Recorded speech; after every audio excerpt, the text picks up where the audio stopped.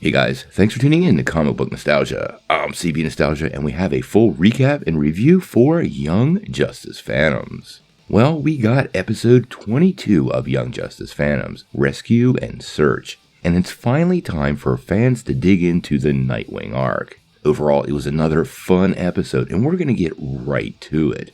Now, this week's episode opens with Lord Zod on the bioship. And there was a lot more that happened during that encounter than we saw last week. Bart Allen makes the hero's attempt to take down Zod, but is completely unsuccessful, and eventually Zod does force Bioship to ferry his team to safety. Not a lot of other details are given about this crew over the episode, but we do know they're all alive and made it off of New Genesis in one piece. This seems like as good a time of any to remind everybody to hit the like and subscribe button and make sure you ring the bell for all the updates.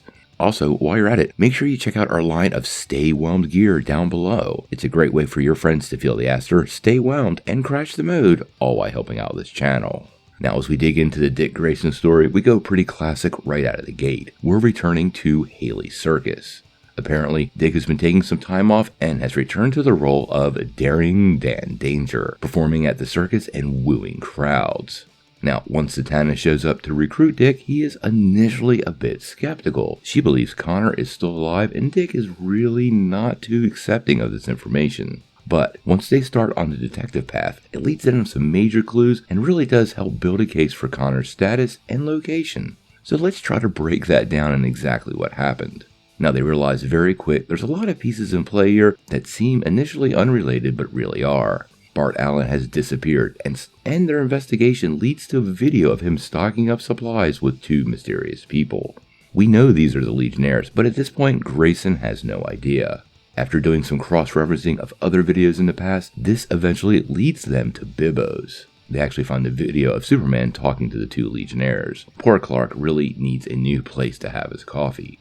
But Clark is very resistant in giving them information and really doesn't provide any details except confirmation that they were there. This causes Grayson to speculate some about the potential for a time rift. There's a lot of time traveling shenanigans going on, and he believes that could be the case, which causes Artemis to recall that Rocket has just returned from a mission that did involve a time traveling Lord Zod. When Zatanna and Dick talk to Rocket, they're able to see her memories and the battle that took place on New Genesis. As many of you remember, the Phantom Zone projector was destroyed by that cloaked bioship, and Zatanna is able to recall that scene and actually able to see into the Phantom Zone portal, matching up that perspective with what she saw in her memories, basically confirming Connor's location. At this point, they retrieve Calder and take him to the Tower of Fate. Zatanna intends on summoning Clarion, who owes her a favor, and use him to retrieve Connor from the Phantom Zone. But this obviously doesn't go as well as planned.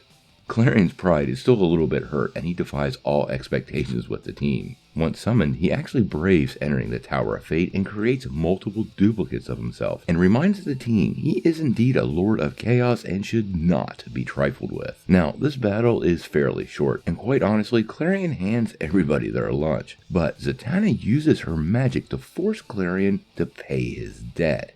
He owes Zatanna after freeing and restoring him after his encounter with Child. But unfortunately, he considers his debt paid because he's just going to let this team live. But he does leave them with a clue, and this is one of our favorite topics on this channel, the Magic School Bus. It's unclear right now, but the Magic School Bus is definitely back in play, and I'm pretty sure we're going to re-encounter it next week, or at least some of the people on the bus, and maybe even Black Canary. Now, we do get a big focus on Connor Kent in the Phantom Zone, and things in the zone have gotten, well, pretty weird. Zod and Ursa, yeah, I called her the wrong name the other day in a video, apologies. Anyway, Zod and Ursa begin to piece together who Connor Kent is, as he recollects portions of his memory. He does reveal to the Zods that Krypton was destroyed and that he is a clone of the son of Jor-El. But he also believes he killed Superman. This is based on some of his hallucinations in the Phantom Zone, and this causes Zod and Ursa to try to figure out the correct play.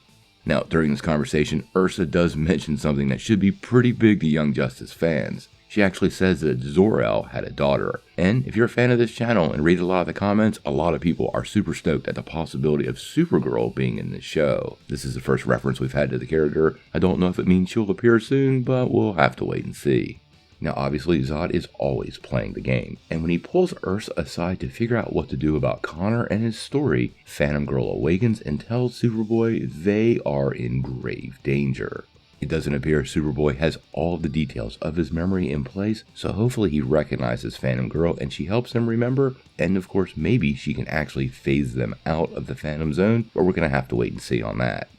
Now, this is obviously the first chapter of this Nightwing arc. It was a fun episode, and it was super great to see the team mostly reunited for the first time in quite a long time. As usual, the voice and animation was stellar, but interestingly enough, I thought the writing in this episode was pretty well done. They actually lead us very well from clue to clue to clue in the detective story. It's engaging and fun, and I also really like the return to Haley's circus.